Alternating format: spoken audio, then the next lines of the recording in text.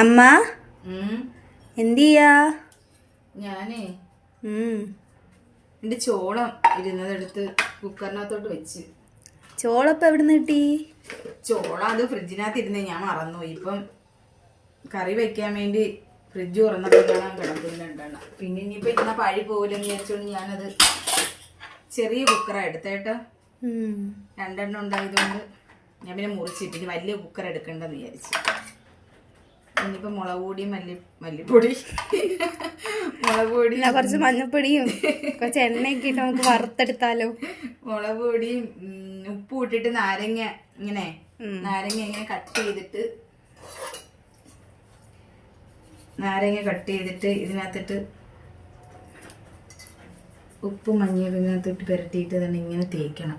നീ ചുമ്മാ ഇങ്ങോട്ട് തേക്ക്. സോറി, ഞാൻ തേക്കാറില്ല. ഇത്രയും തേച്ചാ മതിയോ ഇത്? ഇല്ല മക്കള് തേര്. പിന്നെ ഇത് നോക്ക്, ഇഷ്ടപ്പെട്ട നല്ല ഭംഗിയുണ്ട് കാണാൻ. ഞാൻ അരി കഴിവ മേടിച്ചത്, പക്ഷെ ചെറുതായിപ്പോയി.